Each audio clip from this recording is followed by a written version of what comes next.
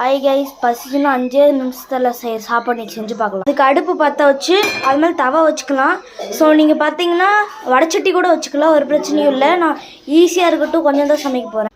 கொஞ்சமாக எண்ணெய், கடுகு 1/2 ஸ்பூனு. அது இது பண்ணுறதுக்குள்ளே ஸோ கொஞ்சோண்டு கருவேப்பிலை போட்டுக்கலாம்.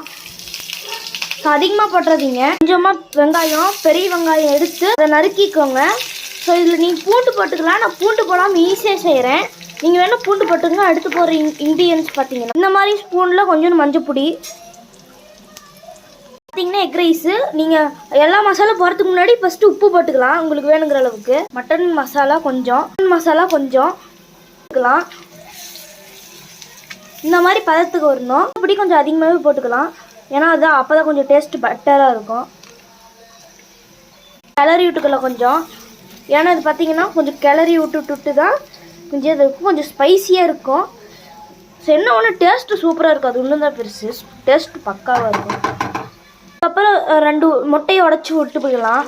2ஐயும் உள்ளே போட்டுக்கணும், கிளறணும். நல்ல ஒரு பதத்துக்கு நீங்கள் ஸ்டார்ட் பண்ணாலுமே சிம்மில் தான் நீங்கள் வைக்கணும், கொஞ்சம் ஈஸியாக இருக்கும். ஸோ இந்த மாதிரி ஒரு பதத்துக்கு கொலனாவது வரணும். ஸோ கொஞ்சம் ஈஸியாக இருக்கணும்.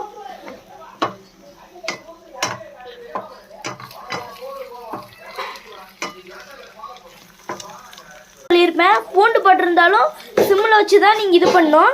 ஸோ பண்ணும்போது இப்படி வந்து நாங்கள் சில்லி பொரிச்சிருந்தோம். நீங்கள் எந்த சில்லிலையும் கூட போடலாம், சில்லி இல்லாமல் கூட போடலாம். நாங்கள் பார்த்தீங்கன்னா சில்லி வச்சுருக்கிறோம். ஒரு பதத்துக்கு வந்துடணும். ஸோ நீங்கள் பூண்டு போட்டிருந்தீங்கனாலுமே ரொம்ப சூப்பராக தான் வந்திருக்கும்.